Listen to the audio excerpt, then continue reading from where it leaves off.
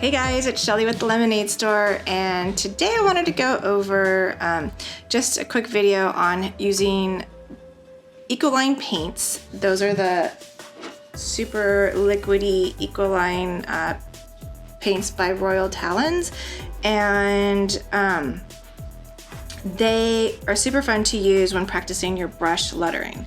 So the reason why I want to go over these today is because when I started lettering at the very beginning, I totally struggled with markers, and I switched to using watercolors.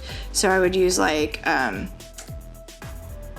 watercolor brush, you know, the ones that you fill like this, that you fill in water, and there's different brands. So I'll link below and go over as we kind of go over some of my favorite ones. And I just found it to be really soothing to use dipping in the watercolor and then practicing the letters. So we're gonna go over that today. And then I have had a couple of people comment about going over my studio tour, and I'm totally gonna work on that. I have been I kind of changed my whole system. I'm using these cabinets behind me that I got from IKEA, and they were in my dining room before, and since I took over the dining room, I'm just gonna use these again. But as I'm going through everything, I've come to the conclusion that I am a collector slash hoarder of all things arts and crafts. So I'm trying to kind of go through and make it a little bit easier to show you guys what the mess of my head, how it works. So that video will be coming hopefully shortly. In the meantime, the Lemonade Store is also going to go over a couple of other things. I just wanted to kind of give you like a heads up. Right now we're focusing on lettering, but I'm sure that if you're like me and you're into tons of arts and crafts and hobbies, you do more than one thing. So I actually have been crocheting since I was 12, and I taught myself from a book. I do embroidery, and I've been working on incorporating lettering and embroidery and coming up with some new ideas for that I want to share with you guys. And I am also currently obsessed with sewing and serging. I have a sewing machine that I got from my birthdays, and I recently purchased a serger because I've been making t-shirts that are either too big or kind of clunky, and trimming them for tank tops since it's been so hot, you know. And so I'm gonna do some different types of videos. It's not just gonna be all about lettering. So if there's anything that you would like to see or that you're interested in other than that, you know, I'm gonna start dumping what's in here out into the universe for you guys. So hopefully you stick around, and I appreciate all the subscribers we've gotten and all the likes. You guys are seriously amazing. So the people who rock out there are totally you, and I thank you and I love you for that. So I appreciate the support, you guys. So let's get started today with brush lettering with Ecoline paints. Okay, so let's go over some of the very basics about paper. So these are both kind of beginner. You can find the Strathmore watercolor. This is cold press, and so is the Canson XL watercolor. And the cold press has like a texture to it. It's like way more toothier. And this one by Strathmore, it actually is definitely more toothier than the Canson. The Canson you can get for fairly inexpensive. Same with this one, but this one comes with like 30 sheets, and this one's like 12. The Strathmore is like 12 sheets. So I tend, when I'm practicing, to lean towards this one for the lettering. My brush will sometimes get caught on the teeth of the paper a little bit more, so you have to use more liquid to make sure that you can get like a very smooth stroke. So I normally will use the Canson. It's just a great practice paper, and I will oftentimes cut it up into different sections just so that I have more room. But it's just my go-to, I think. And then when we're talking about paintbrushes, There's so many different options out there. So today I'm just gonna go over, you've got these types that are the water brush pens that you can fill the tanks up with water. And if you're traveling or you don't really have access to a ton of water, you can actually just like, once it's filled up the barrel, as you clean your brush, you squeeze it and the water comes out. This has a really cool bristle, I think, for lettering as well. So if I'm at home and I'm using it, I'll just, instead of just filling up the barrel constantly, I'll just use my water, rinse it, and letter. So many different brands make these type. There's the Pentel Aquash, there's Zig, the Kiratakis. This one, it's like a no name, but it was a tiny little travel one that I took once on vacation. And then these are those Caran d'Ache. I don't know, I am horrible at pronouncing names. So when we do subscriber shout outs, I have a forever like apology to you guys. So those are the water brush pens. There are also just like regular watercolor brushes, and I love these Grumbacher's, and I tend to go when I'm lettering for a number 4 or a number 3. And I got these at my art supply store. I didn't find these at Michael's or anything. So another brush that I tend to get, I got this one, I think I got this from Aaron Brothers, was the Princeton brushes, and they made one that I totally just found randomly that I like for lettering. It's this 1/8 inch stroke brush, and it doesn't actually come to a point, but I do like that one a lot. So you can just kind of experiment and see which ones you like the best. I like to do a number 4 or more when I'm practicing with my Ecolines, because you can get like more ink on the brush so that you can keep it very liquidy and then add colors. So let me explain and show you what I'm talking about. So let's do a subscriber name. Okay, so we have upgraded to a big jar. So let's grab one. And if you would like your name lettered or you want to add it to the jar, just leave me a comment below. Thank you guys so much.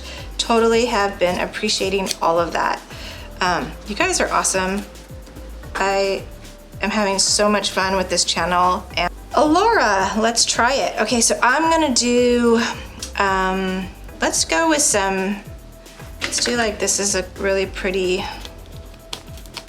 aqua color, and this is Ecoline number 640. And then I usually will pair it with like something that's brighter. So let's try like this really bright green number 665. And then I'll even go and grab like something light. Like this is yellow 226. I will usually do 2 or 3 colors. It's already liquid, you don't have to pre-mix it. Makes it really nice for when. Let's do Allura. And I'm gonna use a number 4 Princeton. And I'm gonna go ahead and do it kind of on a larger scale. So when you're watercoloring, let me back up a second. When you're watercoloring, it's not the same, at least for me it's not. I don't know how it is for everybody else, but this is what has worked for me, is I'm not always holding it in the web of my hand. I am when I'm doing downstrokes, because I want to lay my bristle as far as I, get like a nice thick stroke. Sometimes with watercolor, you need to go upright to get that nice thin stroke. So you just know going into this isn't the same as doing Crayolas or a brush pen. It's a little bit different. So just kind of experiment. And also, it's not like you only get one shot. So for example, if I'm gonna do, let's do Allura. Oops, see, I already messed up. So you don't have to do one shot because you're painting. You can go back in and change it up a bit. and you can draw in your letters.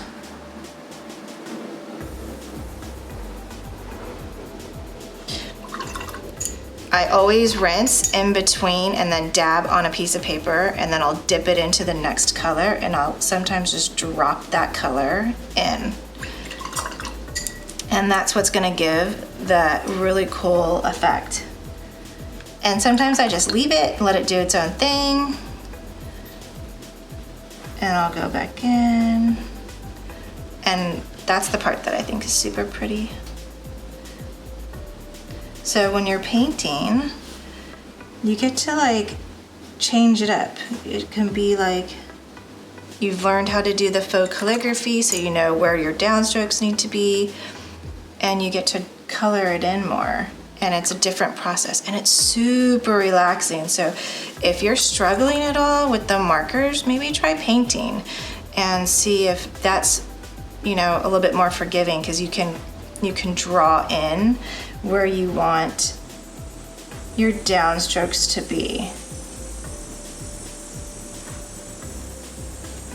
And it doesn't have to be perfect, because you want it to be looking like it's painted. If you wanted it to look digital, then you would use your iPad. So don't beat yourself up.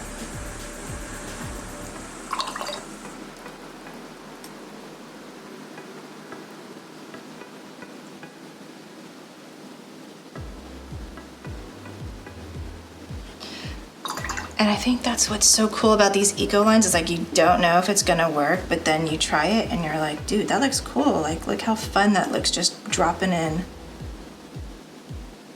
some color.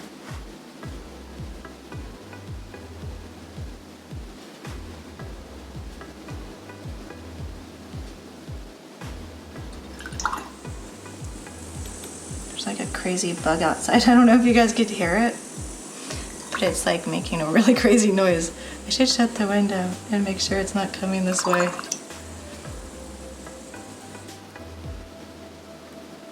So I really get a really good amount of liquid when I dip it in there, because then I like to go in and move it kind of around where I want the liquid to go.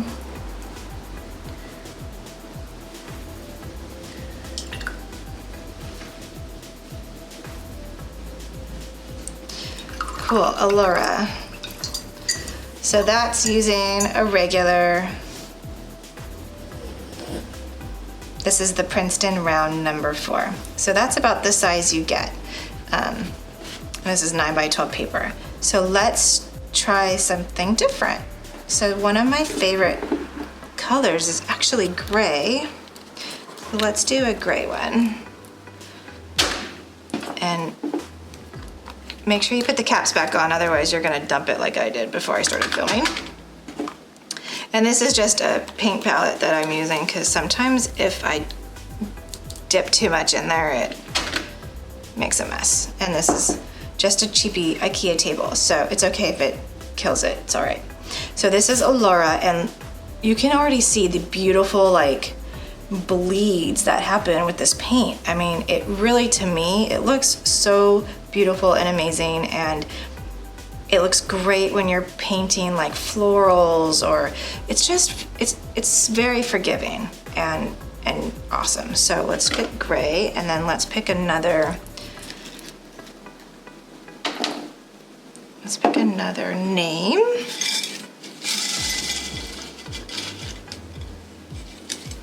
Okay, so who do we have? We have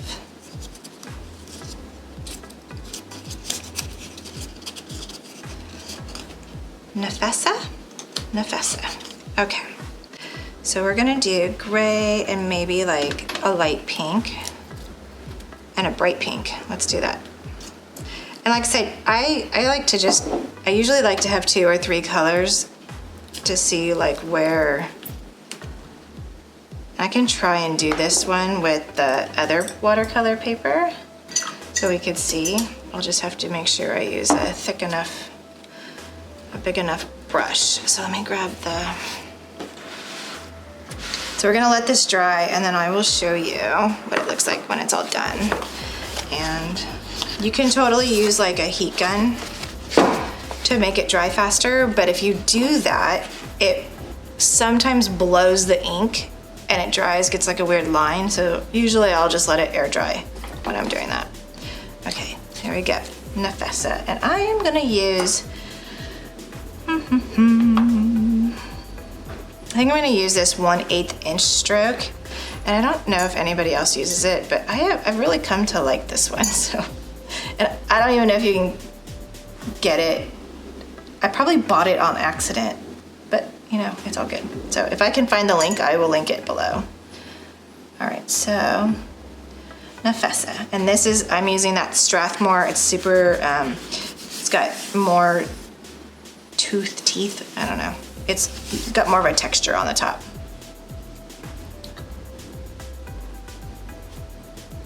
I mean, it's super pretty, the texture. I just, sometimes you have to make sure you get enough paint on there so that it's like a smooth,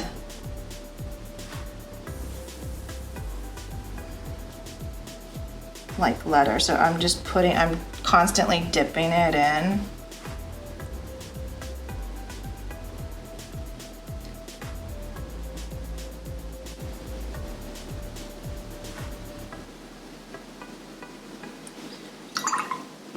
Rinse, pick up some more color, and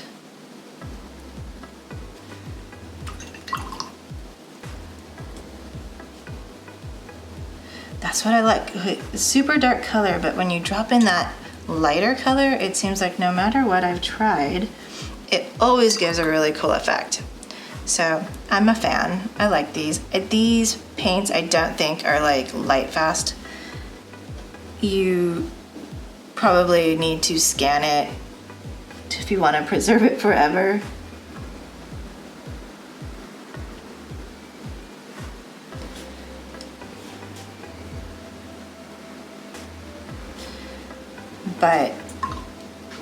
And what I did here was, because I had all this ink already down, I made it so that I would touch the other one so that it would bleed into it. So it's kind of, you see that sometimes, how do they do that? That's how they're doing that.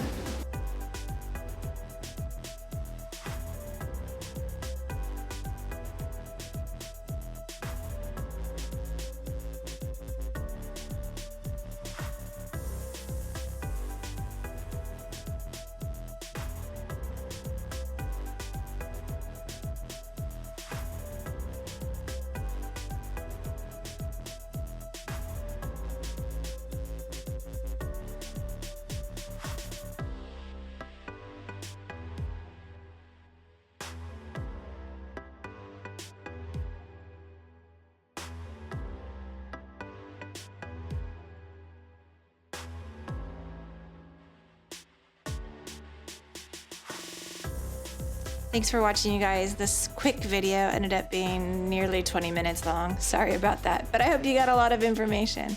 So thanks for watching, and I'll see you next time. Bye.